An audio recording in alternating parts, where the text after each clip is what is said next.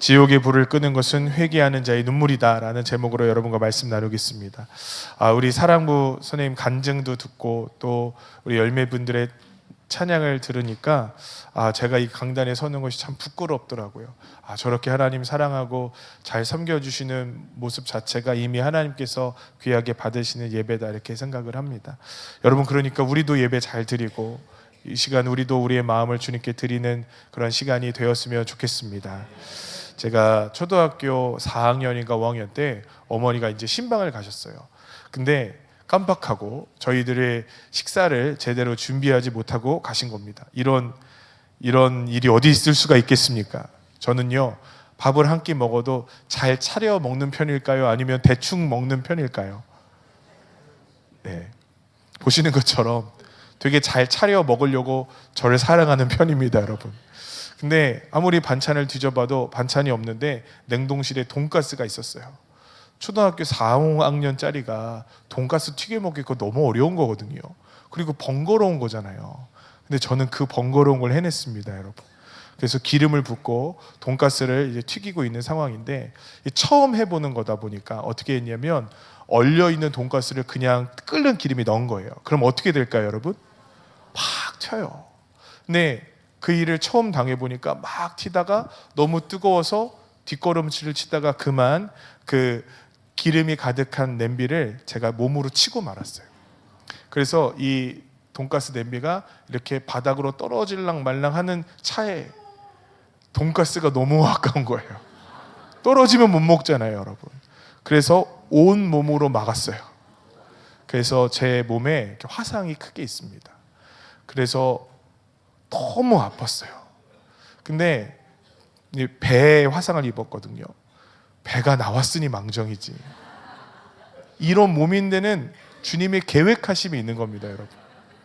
배가 막 물이 끓는 것처럼 올라갔다 내려갔다를 반복하고 되게 아팠어요. 저희 어머니가 보시고 너무 속상하셔서, 너는 돈가스를 그냥 버리면 되지, 왜 돈가스를 피해하지 않고 뜨거운 기름으로 달려드냐, 이렇게 얘기를 하시는 거예요. 근데 제 머릿속엔 온통 이 돈가스를 잘 튀겨야지 라는 것과 이게 쏟아져서 온 바닥이 기름으로 범벅이 되면 나는 엄청 혼날 텐데 나 이거 혼나기 싫다 라는 생각으로 가득 찼던 것 같아요. 그러니까 여러분, 막 배가 막 아파서 쓰라린데 거기를 기름을 다 닦고 혼자 끙끙거리며 누워 있었어요. 마치 별거 아닌 것처럼, 어머니께도 큰 아픔이 없는 것처럼 그렇게 했단 말이죠. 어머니를 오해한 거고, 또 중요한 것은 제 몸이고 건강인데 그것을 이렇게 미룬 것이라고 생각을 합니다. 여러분, 우리가 중요한 것 그리고 소중한 것이 있고요, 또 우리를 바라보시는 우리 어머니 아버지의 눈빛과 사랑이 있잖아요. 근데 그것을 우리가 오해하면 어떻게 되냐면, 우리가 몸으로 때우지 않아도 될 일을 몸으로 때우려고 하고, 또 걱정하지 않아도 될 일을, 두려워하지 않아도 될 일을 두려워하곤 하는 것 같습니다. 여러분, 하나님은 어떤 분일까요? 우리를 사랑하시는 분이죠, 그죠? 그런데 우리가 하나님을 오해하도록 교회에서 가르쳤던 기억이 납니다. 여러분, 하나님이요, 목사를 잘 섬기지 않는다고 막 진노하시는 분일까요? 제 생일날 선물 안 보낸 분들은 3년간 큰 어려움을 당할 줄 아세요? 그런 하나님이 제 입에 나오는 이야기를 들어주시는 분인가요? 그렇지 않잖아요. 교회에 헌금을 내지 않는다고, 교회를 옮긴다고, 혹은 목회자에게 좋은 것들을 사주지 않는다고 하나님이 진노하실 분은 여러분 절대로 아니라는 겁니다. 제가 지금 이야기했던 일들은 제가 만들어낸 얘기가 아니라 사실 우리 성도님들이 저에게 들려주셨던 상처들이에요. 교회를 사정상 옮겨야 했습니다. 그때 담임 목사님이 하셨던 말씀이 그거였대요. 당신 자녀는 아플 거예요. 아니, 어떻게 그런 이야기를 할 수가 있냐고요. 헌금을 내지 않으면 당신 자녀가 큰일 날 수 있으니 큰 교회에 헌금을 하십시오 라는 이야기를 들으셨대요. 그리고 때로는 그것이 괴롭고 힘들어서 부끄러워서 제 앞에서 울기도 하셨습니다. 여러분, 다시 한번 말씀드리지만 하나님은 절대 그런 분 아니세요. 기름이 오면 피해야지 기름으로 달려드는 일을 하지 마시라고요. 제가 듣고 가장 어이없었던 이야기는 뭐냐면요, 어느 날 목사님이 당신을 기도해 준다고 얘기하면서 주의 종을 잘 대접하라고 고기를 사달라고 하더래요. 그래서 돼지갈비를 사주셨대요. 여러분, 돼지갈비가 비싸죠, 그죠? 근데 돼지갈비를 잘 드시다가 어느 날은 갑자기 오늘은 돼지갈비가 아니라 소갈비를 사줘야 되는데 소갈비를 사주지 않으면 큰일 날 거라 그러더래요. 그래서 저한테 찾아오셨어요. 정말 소갈비를 안 사주시면 저희 자녀가 아프냐고 묻더라고요. 여러분, 저는 돼지갈비로도 충분합니다. 저희 교회로 오세요. 소갈비까진 바라지도 않습니다. 저는 김치찌개여도 좋아요. 여러분, 그런데 우리가 이 말에 속더라고요. 하나님의 진노의 불을 오해해요. 여러분, 하나님께서 진노하시는 이유는 그런 이유 때문이 아닙니다. 하나님께서 진노하시는 이유가 뭔지 아세요? 오늘 성경에 이렇게 써 있습니다. 우리 3절 말씀 한번 읽어볼까요? 읽겠습니다. 시작. 사무엘이 이스라엘 온 족속에게 말하여 이르되 만일 너희가 전심으로 여호와께 돌아오려거든 이방신들과 아스타롯을 너희 중에서 제거하고 너희 마음을 여호와께로 향하여 그만을 섬기라. 그리하면 너희를 블레셋 사람의 손에서 건져내시리라. 아멘. 여러분, 하나님께서 진노하시는 이유는 이스라엘 백성들이 하나님 앞에 예배를 드리지 않았기 때문이 아닙니다. 하나님께 드리는 제물이 너무나 부족하고 빈약하고 형편없어서 그 질과 양이 부족하다고 여기셨기 때문이 아닙니다. 오늘 사무엘 선지자가 이스라엘 백성들에게 우리의 예배를 받지 않으시고 하나님께서 진노하시는 이유가 무엇이냐고 얘기하고 있냐면요, 하나님께서 진노하시는 이유는 너희에게, 그리고 너희 마음에 바알과 아스타롯의 신상이 있기 때문이다 라고 정확하게 이야기하더라는 겁니다. 여러분, 오늘 하나님을 오해하지 마셔야 될 것은, 우리가 회개해야 될 제목은 목사를 잘 섬기지 못했습니다, 교회에 많은 것을 하지 못했습니다가 아니라 주님께서 우리에게 허락하신 그 길을 걸어가지 못했기 때문에 그것을 회개하고 돌이켜야 하는 것이지 다른 것에 우리의 마음을 둘 필요가 없다라는 거예요. 오늘 성경 말씀에 보면 아벡 전투에서 패배한 이스라엘 백성들이 나옵니다. 여러분, 아벡 전투가 뭐였는지 여러분 잘 모르시죠? 그런데 이 일이 있기 전 20년 전에 아벡 전투라는 전쟁에서 이스라엘은 블레셋에게 크게 패하고 맙니다. 그때 어떤 일이 있었냐면 엘리 제사장의 두 아들이 언약궤를 메고 가다가 그 언약궤를 빼앗겼어요. 그리고 엘리 제사장은 즉사했고 그 손자가 태어나는데 손자의 이름을 뭐라고 줬냐면 이가봇, 영광이 이스라엘을 떠났습니다 라고 줬어요.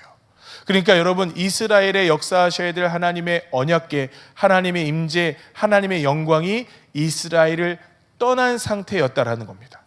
그런데 이 떠난 상태를 가지고 이스라엘 백성들은 처음에는 마음 아파하는 것 같다가도 그것이 익숙해지기 시작하고 그 자리를 다른 신상과 우상들이 채우기 시작했다라는 거예요. 여러분, 우리로 따지면 그런 겁니다. 20년간 예배를 드리는데 사실은 우리 마음에 예수님을 예배하고 찬양하는 마음이 없는 거예요. 주님께서 우리에게 은혜를 공급하시고 우리에게 사랑을 베풀어 주신다는 생각이 우리의 마음엔 조금도 없는 겁니다. 여러분, 그런 일이 일어날 수가 있을까요? 20년을 하나님 없이 예배하는 일이 일어날 수 있을까요? 성경에는요, 일어날 수 있다고 얘기하는 거예요. 그러면서 이 땅은 블레셋 사람들이 쳐들어옵니다. 그들의 농작물을 다 가져가요. 그리고 블레셋 사람들이 그 자녀들을, 이스라엘의 자녀들을 종으로 삼기 시작합니다. 그런 일을 겪을 때야 주님 앞에 나와서 뭐라고 얘기하냐면, 하나님, 우리가 예배하잖아요. 하나님, 우리가 주님 앞에 헌금하잖아요. 그런데 왜 하나님은 우리의 삶 가운데 역사하지 않으십니까? 라고 오히려 하나님을 원망하고 떠나는 일들이 더 많더라는 거예요. 여러분, 하나님의 진노의 불은 그렇게 끄는 게 아니에요. 오늘 사무엘 선지자가 뭐라고 얘기합니까? 너희들이 참된 신을, 하나님을 예배할 때 그 불이 꺼질 것이다. 너희들 마음 가운데 이방 신상들을 제거할 때 그 진노의 불은 꺼질 것이다 라고 말씀하고 선포하더라는 것입니다. 여러분, 오늘 우리가 알아야 될 것이 있어요. 우리가 하나님의 영광 없이 예배하고 있는 것 아니에요. 마치 이스라엘 백성들처럼. 그리고 이것이 익숙해져서 신앙생활하고 있는 것 아닙니까? 예배를 드리긴 드리는데 그냥 습관적으로 드려요. 예배를 드리긴 드리는데 그저 왔다 갑니다. 우리의 삶의 결단이나 하나님의 말씀에 기준됨 없이 그저 우리의 습관과 관성을 쫓아 예배하고 있는 것 아니냐 이 말이에요. 여러분, 오늘 우리의 예배가 능력이 되는 비결 한 가지를 알려드릴게요. 주님을 주님의 자리에 올려놓으십시오. 여러분 마음에 예수님의 말씀을 기준으로 한번 삼아 보십시오. 그래서 그들에게 예배할 때 사무엘은 이렇게 예배합니다. 우리 6절을 한번 보겠습니다. 6절 읽습니다. 시작. 그들이 미스바에 모여 물을 길어 여호와 앞에 붓고. 아멘. 여기까지만 보죠. 여러분, 물을 길러 부었대요. 이스라엘은요, 물이 귀한 곳입니다. 제가 한 번은 케냐에 선교하러 갔는데 우리 선교사님들과 어느 한 오지 마을에 선교하러 갔다가 그날 저녁에 다 집합을 했어요. 왜 집합을 했냐면요, 우리 목사들에게 아침에 물을 한 병씩 주었거든요. 근데 한국에서는요, 물 조금 먹다가 그냥 내어 던지고 다른 사람 물병일까봐 헷갈려갖고 물을 먹다가 그냥 버리잖아요. 그렇게 500ml 물병을 몇 번 먹다가 많이 남기고 버렸어요. 그러니까 선교사님들이 집합을 시키셨어요. 목사님들 잠깐만 와보세요. 여기서 물이 귀해요. 이거 내일 이 물병 하나만 드릴 거고 물이 모자르면 이 물병에다가 물을 담아 드셔야 됩니다. 그래서 이름을 써주셨어요. 김형서, 이광진, 위송조, 김성준. 그렇게 물병에 이름을 써줬어요. 저는 물병 때문에 혼난 적은 생전 처음이라 당황했는데 물이 부족하다라는 것은 그것을 의미하는 거구나 생각했어요. 여러분, 그때보다 더 물이 귀해요. 그런데 그 물을 쏟아버렸다라는 것은 무엇을 의미하는 걸까요? 생명을 쏟았다는 거예요. 생명을 쏟았을 뿐만 아니라 우리 주님 앞에 자신의 마음에 있는 더러운 죄악들 모두를 쏟아버렸다라는 거예요. 여러분, 이전의 예배와 전혀 달라지게 됩니다. 그러면 어떤 일이 벌어지냐면 주님께서 역사해 주시더라는 거예요. 여러분, 우리가 주님의 진노의 불을 끄는 유일한 방법 한 가지가 있습니다. 그것은 우리의 삶을 주님께 쏟아 놓는 거예요.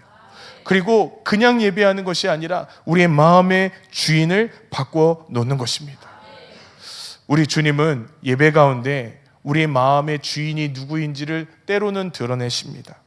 여러분, 이스라엘이 품고 있는 아스타롯이라는 신상은요, 풍요와 쾌락을 상징하는데 문제가 있어요. 이 우상의 크기는요, 자유자재예요. 큰 우상으로 섬길 수도 있지만 작은 우상으로도 섬길 수 있어요. 여러분, 만약에 여러분의 마음의 우상을 직접 지고 온다고 한번 생각해 보세요. 여러분, 저 앞에 걸려있는 십자가처럼 큰 우상을 지고 다니시겠어요? 그럼 속에서 옆에 있는 사람들이 얘기하겠죠. 저 사람 봐, 저 우상을 섬겨. 안 걸리는 방법이 있어요. 작으면 돼요. 들키지 않으면 돼요. 아스타롯이라는 존재는요, 작은 것이에요. 들키지 않을 만한 크기예요. 그래서 그들의 침상과 그들의 부엌과 그들의 안방에 우상이 있었어요. 여러분, 사람들은 다 보지 못했지만 하나님은 보고 계시는 거예요. 그리고 하나님은 사무엘 선지자의 입을 통해서 그들에게 숨겨져 있는 우상들을 다 드러내라 하시는 것입니다. 지난주는 제가 12시 예배에 마가의 다락방 교회에 설교를 하러 갔다 왔어요. 근데 여러분, 그 교회에서 설교를 했는데 어떤 성도님이 제 설교를 듣고 수소문해서 저에게 전화를 주셨어요. 그 성도님이 저에게 전화를 주시면서 어렵게 전화를 구했고 실례인 줄 알지만 제가 지난주에 너무 은혜를 받아갖고 전화를 했다고 말씀해 주시는 거예요.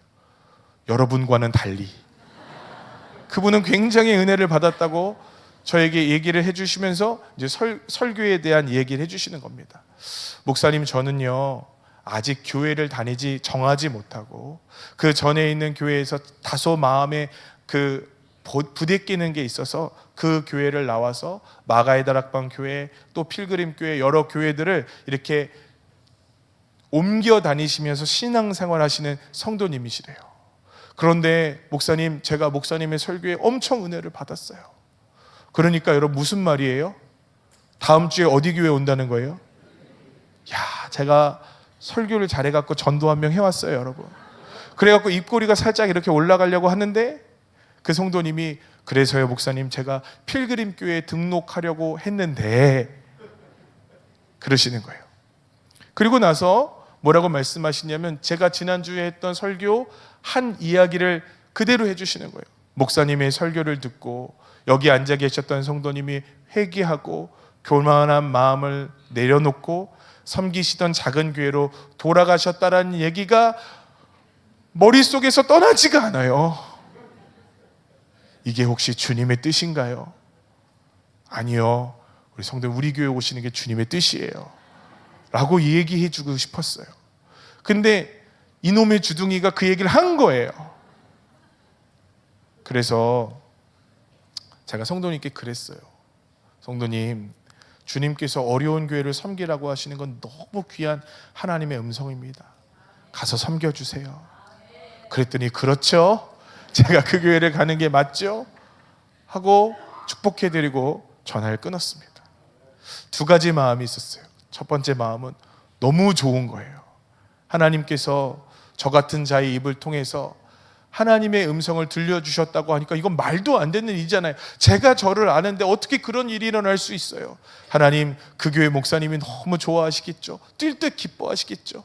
제가 하나님께 기도했는데 한 영혼을 보내주셨겠네요 하고 그 목사님은 얼마나 행복하실까요? 하고 좋아하실 거 생각하니까 기뻤어요.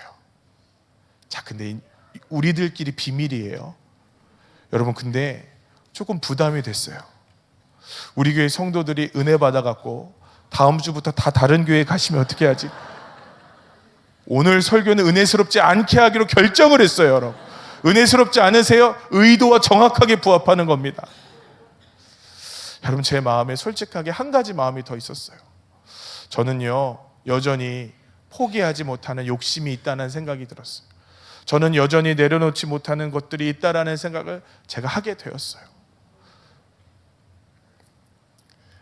분명히 하나님 앞에 내려놓았다고 생각했고 분명히 하나님 앞에 엎드렸다고 생각했는데 저도 모르게 제 마음에 아스타롯이 하나 이렇게 서 있었다는 것을 깨닫게 되었어요.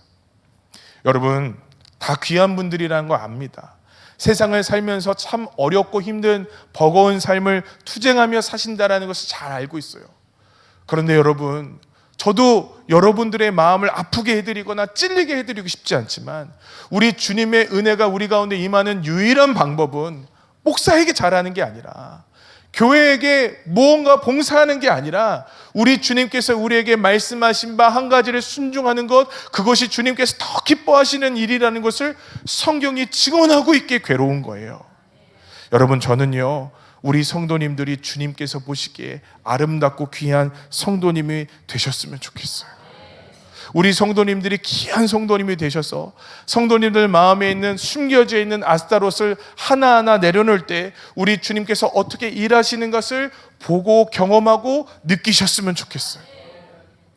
여러분, 우리 교회는 그러기 위해서 다니는 것 아닙니까? 우리 주님께서 축복을 주시는 비결은요, 우리가 주님 앞에 꿇어 엎드리는 거예요. 우리 주님께서 우리를 바라보시는 유일한 비결은요, 우리 주님 앞에 우리가 갖고 있는 죄악을 내려놓는 겁니다. 하나님의 진노의 불을 끄는 유일한 방법은 우리가 갖고 있는 죄악들을 내려놓고 우리 주님 앞에 순결한 마음으로 예배하기 시작하는 겁니다. 그러면 달라지게 돼 있어요. 이전의 예배와 달라지고요, 이전의 삶과 달라지고요, 이전의 기도와는 달라질 수밖에 없는 거예요. 왜냐하면 주님께서 그 막아놓았던 은혜들을 쏟아 부어주시는데 어떻게 다르지 않을 수 있겠어요? 여러분, 10절의 말씀을 한번 읽어보죠. 10절 읽겠습니다. 시작. 사무엘이 번제를 드릴 때 블레셋 사람이 이스라엘과 싸우려고 가까이 오매 그날에 여호와께서 블레셋 사람에게 큰 은혜를 바라여 그들을 어지럽게 하시니 그들이 이스라엘 앞에 패한지라. 여러분, 이 성경에요, 달라진 것 딱 하나밖에 없어요. 늘 이스라엘 백성들은 번제를 드렸죠. 블레셋 사람들은 늘 이스라엘과 싸우려고 덤볐고 늘 승리했고 늘 빼앗겼단 말입니다. 그런데 갑자기 달라진 거 하나가 나오는데 그들이 이스라엘 앞에 패한지라. 여러분, 패한 이유가 뭔지를 모르겠어요. 달라진 건 아무것도 없어요. 달라진 것 하나가 있는데 그것은 이스라엘이 그들의 마음에 있는, 그들의 깊은 곳에 있는 아스타롯을 제하여 버렸다라는 것. 그거 한 가지 달라졌다라는 거예요. 우리가 늘 드리는 예배가 달라질 수 있는 방법이 있어요. 우리가 늘 드리는 신앙생활이 달라질 수 있는 유일한 방법 한 가지는요, 우리 마음의 우상을 찍어버리기로 결단하는 것입니다. 저는 주님을 떠나 있었던 적이 있다 그랬잖아요. 주님을 떠났을 때 마음은 늘 어두웠고 괴로웠어요. 인간적인 방법으로 무언가를 풀어보려고 하는데 제 삶에 일어나는 그 많은 불들을 끌 방법이 하나도 없었어요. 자녀가 안 보이는 되는데 어떻게 그 불을 제 힘으로 끌 수가 있겠어요? 인생이 고달픈데 그 불을 어떻게 제 힘으로 끌 수가 있겠어요? 저는 하나님 앞에 감히 나와 기도할 힘도 없었습니다. 제가 했던 것, 유일한 것 한 가지는요, 주님 앞에 그냥 잘못했다 그랬어요. 주님을 떠나려고 했던 것 잘못했고, 주님을 제대로 섬기지 않은 것 잘못했고, 그 많은 은혜와 능력을 받았음에도 불구하고 내 멋대로 살려고 했던 제 삶을 허비했던 제 모든 것을 회개합니다라고 했었을 뿐이에요. 그런데 여러분, 그날 그 이후에 저는 달라졌어요.